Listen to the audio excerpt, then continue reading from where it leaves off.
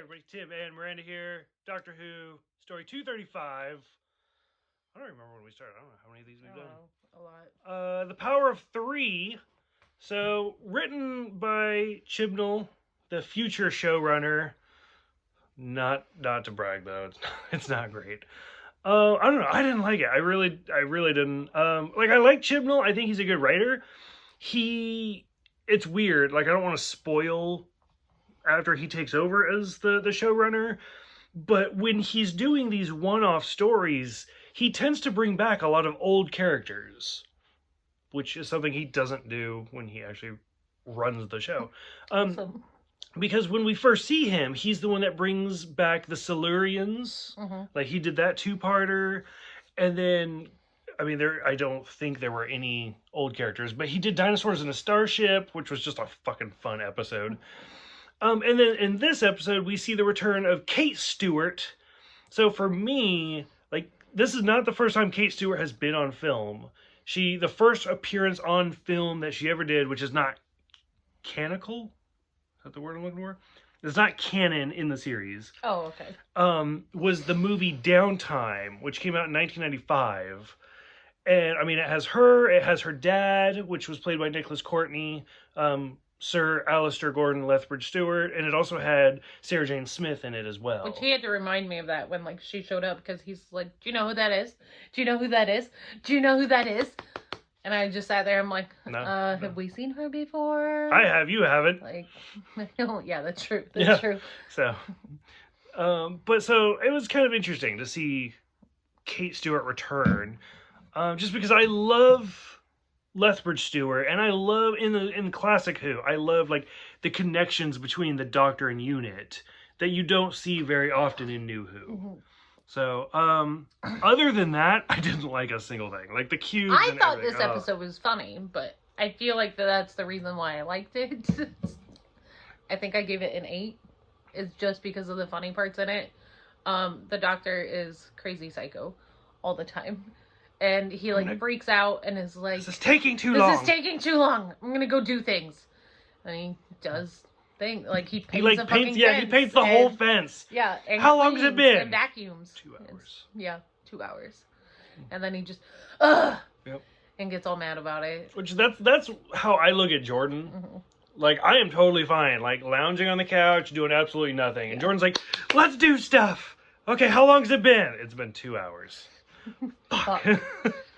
And then this whole episode is honestly just Arthur Weasley being Arthur Weasley. Rory's dad. It's so funny. Yeah. Because the Doctor tells him to watch the cube. Log 246. And he sits there and logs every day with it. Almost every hour with it. It's great. Just staring at this fucking cube that's doing absolutely nothing. And it's so amusing. And see, those are the parts, little parts of it I liked. I love seeing Kate Stewart again. I loved Rory's dad again. The scene where Amy is marrying Henry VIII. Oh, yeah. Which is a great reference because Henry VIII, his daughter is Elizabeth I, who David Tennant marries. Yeah. Which makes Amy David Tennant's mother-in-law. So she's and it's River's mom. Yeah. So she is now twice the Doctor's mother-in-law. So stuff like that's great. The fish fingers and custard, it's gross, but it's a great reference to the first time they get together.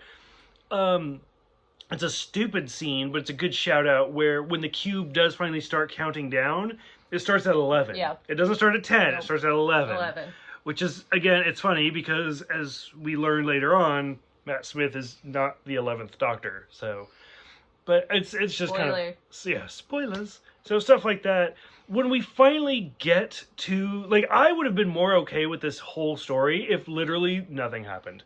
If the cubes had just been dormant and just disappeared or something. If nothing happened, I would have been more okay. The fact that, we get this weird Palpatine character at the end where he's like, "Let your hate flow!" Yeah, I was like, look, another Star Wars episode. Yeah, and I was like, what is this? Once we got to that twist is where I was just like, "Oh, this is just dumb." But I did like how like the cubes did like react differently. Like one of them had little spikes. One Oh, of and it them like was stabs. like, yeah, and it stabs Amy, and she's like, it took my DNA. Like what? Mm-hmm. It took my blood. But yeah, I don't know. I would have been more okay if they had just played the comedy route the entire time, but once they twisted it to be more I get serious, what you're saying. Yeah, that's when I was like, oh, okay. like the comedy route for me is what made this episode. Especially for Matt Smith. Matt Smith plays that role so well, where it's just funny. But okay, so that's really it, actually. Yeah, that's like if you want a good laugh, watch this episode. At least the first half. Yeah, the first half for sure. Anything else? No, that's it. All right.